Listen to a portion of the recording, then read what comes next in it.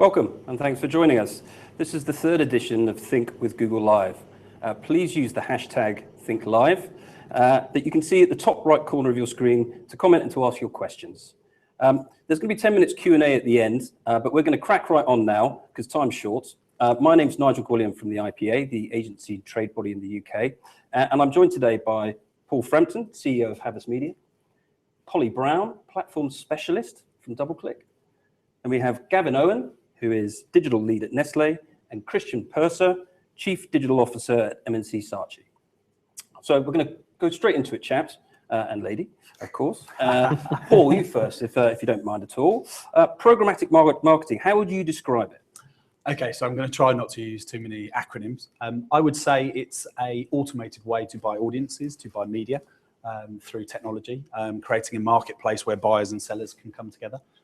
But I'd say more interestingly for the conversation I think we're going to have today, it's really a new form of ways to build relationships between brands and consumers, and one that can increasingly become more data-driven, and one that increasingly become more about telling stories. So we shouldn't obsess about the fact that it's just about data and tech. Great. And what impact did it have on the media sector and the ways brands connect with consumers? And guys, do feel free to jump in. So I would say it's very quickly in the last few years started to take a big percentage of media budgets. I think the latest number in the UK is something like 25 to 30% of all display advertising. In the States, it's bigger, it's 50%. So I think most advertisers, 3 and 4, and maybe we can talk about it, would probably say they're doing it. Whether they think they're doing it well and they're doing it to the extent that it could be done, I don't know. We can maybe have that chat. Cool. Yeah, I would say that it really is varied in terms of how it's been adopted. So from a sort of media buyer standpoint, we've seen stats like anywhere between 80 to 90% of media buyers are actually leveraging programmatic. I think if you looked at all the ways that they could be leveraging, right? So are they just doing acquisition, or are they doing brand-focused programmatic buying? I would say it's probably still sort of back-weighted more towards the acquisition side of things. And then when you get to talking about creativity with that, how does that fit into the puzzle as well? Probably an even lower percentage number. I very much agree. I think when we look at ourselves in Nestle, we have 2 transactional brands, e-commerce brands, Dolce Gusto and Nespresso, and they've been very advanced in the programmatic world. From a branding perspective, inventory hasn't been there until very recently. It's been very much a DR focus, standard units, not very engaging. But now from a branding position, it enables us to carry on communicating with people time and time again, and then overlaying the third-party data makes it more efficient form of advertising. That's such a huge point too about the inventory. So I think that when programmatic originally started, it was very had a bit of a stigma. It was sort of like, ooh, remnant inventory, maybe not so brand friendly.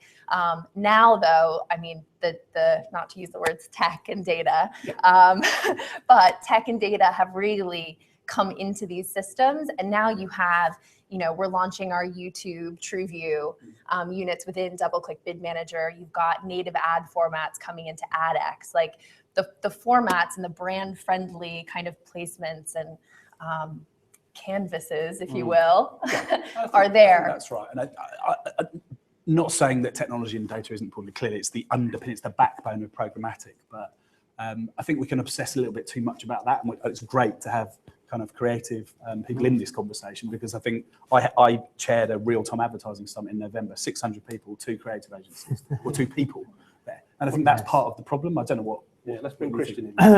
Yeah, I think that programmatic on the creative side, I think there's a lot of conversation about it, but ultimately, I think for creative agencies, we're still dipping our toe in the water.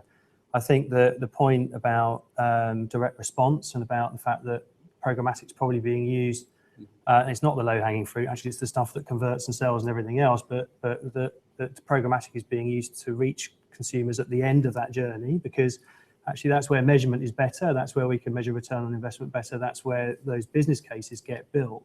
But there's the challenge, I think, for us, and we all know it's coming, is that as programmatic reaches up into the brand space, as it reaches up into other media, whether that be TV or other media types, it's going to profoundly affect the way that creative agencies both develop ideas and profoundly affect the assets that we produce and profoundly affect the economics of producing those assets for clients.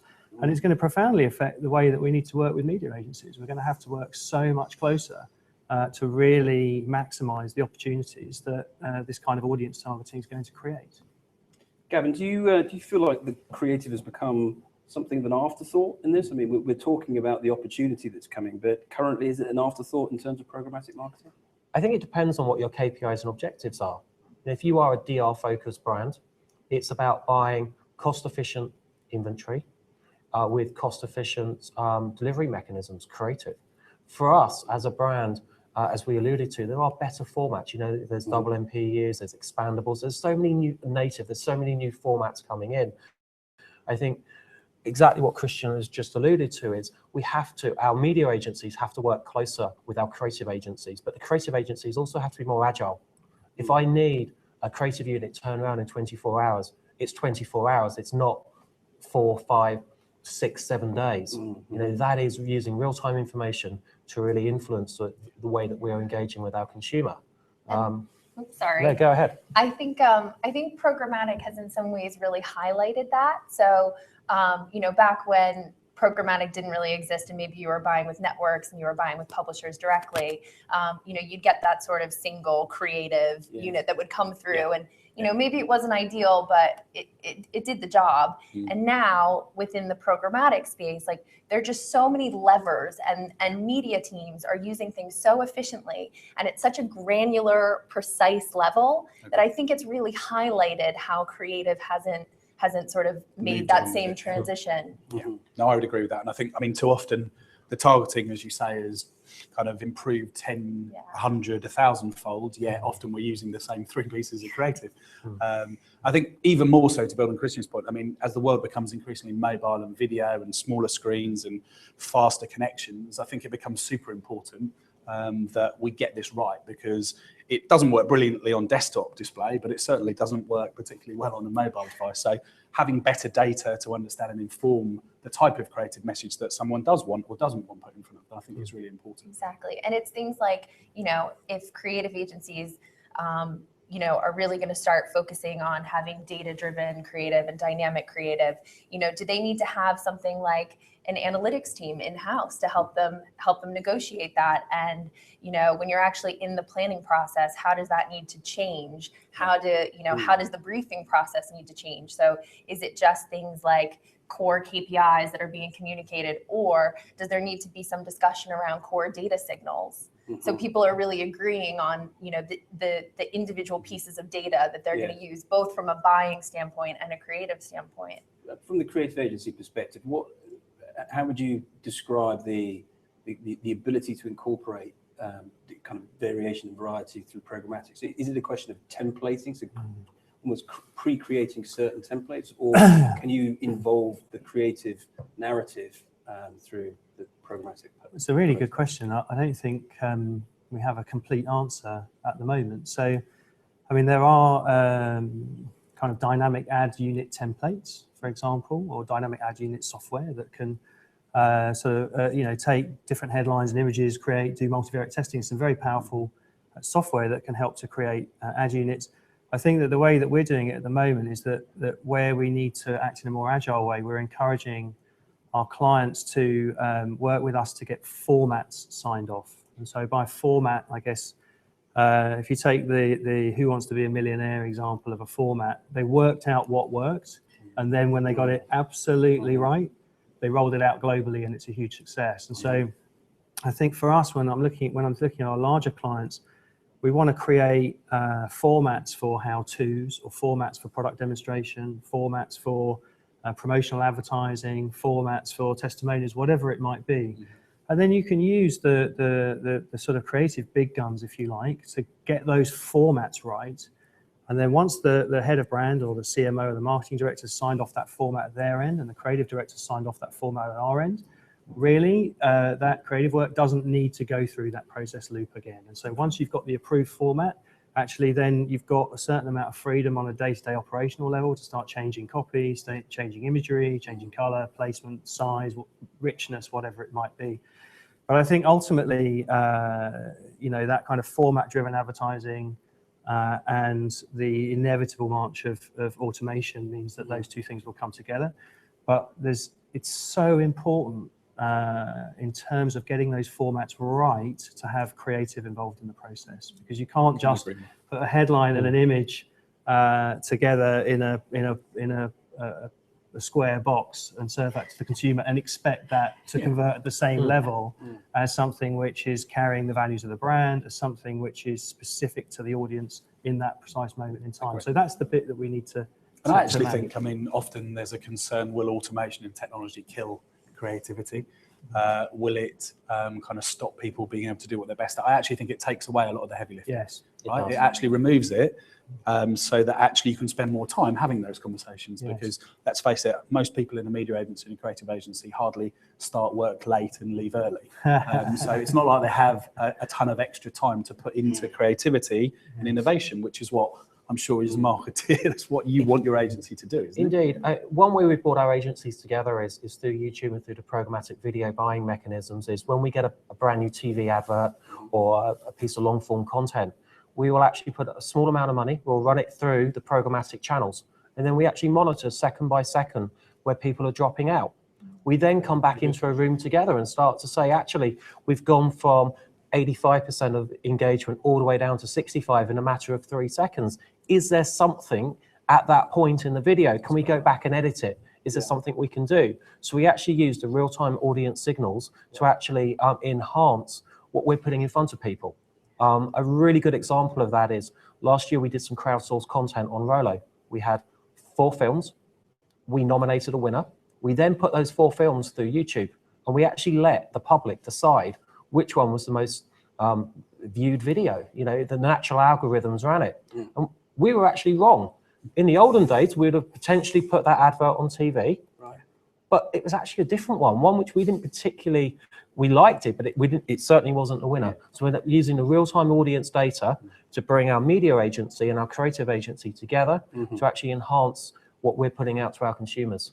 That's a fascinating example. And that's obviously highlighting the opportunities that technology presents. But is it difficult to keep up with the pace of change? In the creative agency, in the media agencies, technology is driving change constantly, I would guess. Yeah, I mean, of course it is, right? I mean, I don't think any of us could say that we can keep up with everything that's going on. But I think it's important to, as we've touched on it, to get the different people around the table to have the conversation, because otherwise, media agency increasingly have got lots of different teams. Don't hasten not to call them departments, because we try desperately not for them to be departments. I'm sure creative teams are the same, and as our clients, how do we make sure that you actually get different people around the table? So you have got a creative, maybe a designer, a media person, a data person. Now, you can't do that all the time, but it does just encourage a slightly different conversation rather than going down one back alley or U-bend where you get stuck in a conversation that's predominantly about what DSP, what piece of technology. And there are people that need to do that, right? But it should be invisible, like technology is invisible in our world. And then what we do, we don't sit there and look at the back of our Apple phone. We take the benefit of what Apple brings to us and what Google kind of brings to us in terms of content. Sorry, I got that in, don't I? And the creative community, I think that there's a great point about technology becoming invisible. You know, TV broadcast, the 30-second commercial is predicated on lots of technology, but to the creators, it's a blank canvas. Is that opportunity present, do you think, in this as well, or is the technology too front and center too often? Everything rhymes, and although programmatic is sort of touted as it's a new way, I guess, to match audiences and media. But the truth is that our CRM business has been running, you know, weekly, daily optimizations on CRM for a long time. The truth is that we've seen dynamic banners, dynamic banner templates, dynamic banner serving. We've seen single API integrations with weather into ad serving systems and various other things. So it hasn't sort of just arrived from outer space. I mean, we've been building up in different ways to this moment. I think that what is difficult is that it's easy to understand perhaps what the technology can do amongst a few people within the business, but really the challenge for us is organizational change. The challenge for us is to get creative people to understand what the targeting possibilities are. And so there's a huge education piece and learning piece, and that's the overhead. The technology piece in terms of getting it up and running. Yes, you need specialists. Yes, there's a cost of software and everything else. But actually bringing the organisation with you, and to some degree bringing consumers with you as well, that takes time. And so what we tend to find, I think, in the agency world is you get some fast, some sort of first movers, right, who move into a new space very quickly. But actually, both the creative and media agencies and client marketing, I think, evolve pretty quickly. It's just that our market moves by the month, and we measure our evolution in quarters. And I think we need to do a better job on the education side, because you mentioned acronyms before. And I do think from a creative standpoint, maybe less so from a media standpoint, but when we come in to talk about dynamic creative, I mean, DCO, dynamic creative optimization, and it's running through a DSP, and we're layering on your DMP data on top of it. And, you know, for a creative person who actually fundamentally has a great understanding of audiences and the consumer, you know, we need to talk to them in that way, not in acronym media speak. Yeah, and Christian, I think your point's very well made. I mean, you're almost talking about, it's relationship marketing, right? It's just the wonderful thing is, rather than doing it kind of and trying to predicting what you think is going to happen, you've got those real-time signals coming back in, so that we should be able to, I think we have a bit of a responsibility actually to people, like you say, to deliver more meaningful advertising to them. Because I was at the Advertising Association thing, I'm sure some of you maybe saw the stuff that came out of it, and the vast majority of the UK public and the global public are saying they're getting a bit kind of fed up of certain types of advertising unless it provides value to them. So here is an opportunity to make it better, but right now I don't think we're probably looking at it that way. We're blindly serving impressions. I just so couldn't agree more, because I think we need to rethink or reassess what we think advertising is. I think we need to rethink and reassess what we think creativity is, because the next best action for somebody who has given us a signal on your website might be a how-to video or product demonstration. It might not be a promotion, and it might not be the same ad.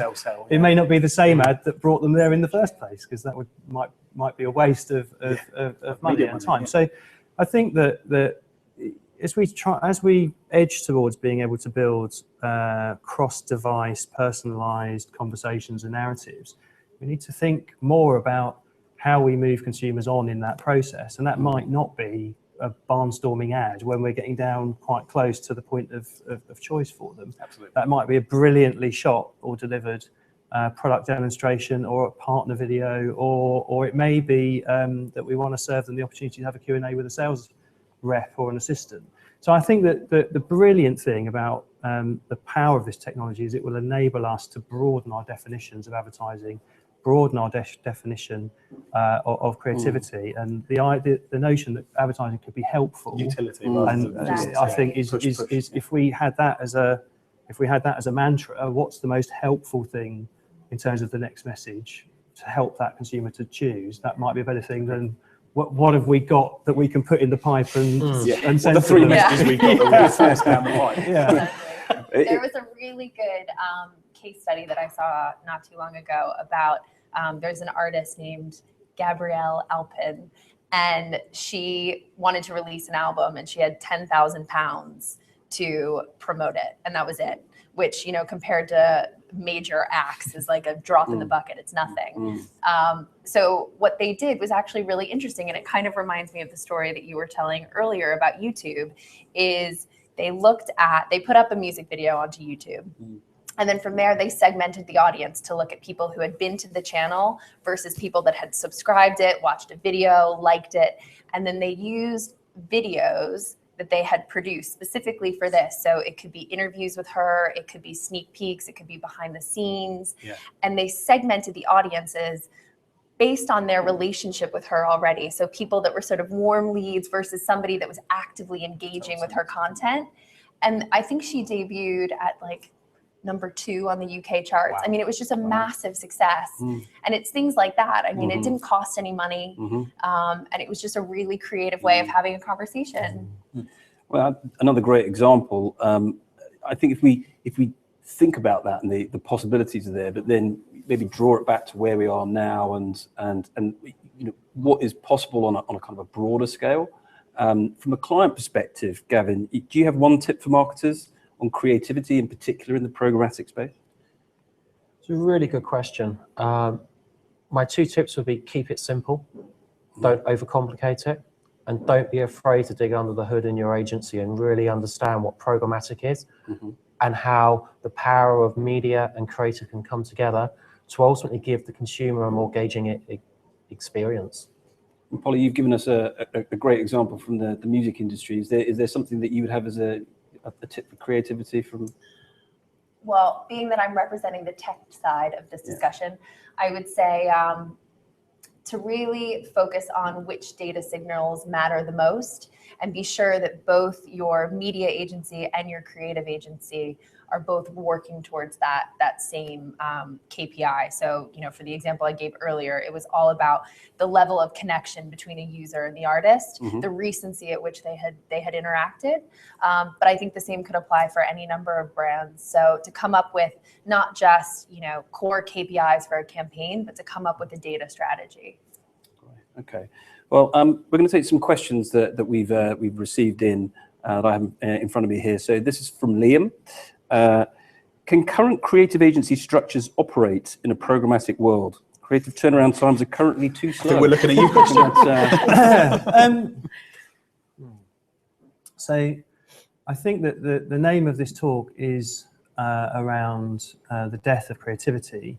I think that programmatic and the relentless march of automation means that I don't think it's the death of creativity, but it's the death of a one-size-fits-all commercial and operating model. And I don't think that's just for creative agencies, actually. I also think that's the same for clients, and it's the same for media agencies, and the same for technology vendors in the space. So I think that one-size-fits-all doesn't work, and I think that most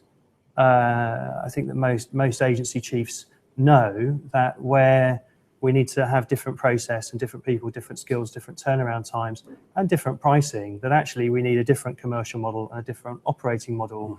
And I think that's where most agencies are getting to. I mean, what's interesting is that when social really burst on the scene, so 7-8 years ago, everyone was saying, my goodness, how on earth would we produce 7 bits of creativity a week? Right? And in our agency this week, we've had 9 days of shooting this week. Across something like 7 different projects. So there's no doubt that we're getting busier and busier. There's no doubt that we have to produce more and more. There's no doubt that we have to make that more and more cost effective over time. And I think that one size fits all approach, unfortunately, can't persist. Yeah, so another question, this one from Abby, which kind of links in to the previous discussion. Creating 500 pieces of creative when targeting 500 odd segments is a huge undertaking. So as we kind of alluded to earlier, can some automation take place in the creative process? How can you automate the process without diluting the creative? I think that it's about where you apply the creativity. So, for example, we have a client who we're operating a programmatic strategy for, and what tends to happen is that we find a segment, we find the right message for that segment, but then we mine that segment out quite quickly. And so we don't need to reinvent the creative message for every impression. We just need to find the right message for that segment, and then we'll run that activity. But then when we need to find new segments, new prospect pools, and when we need to find new messages for pools where it's not working anymore, then we apply the creative process. So I think that's the first thing.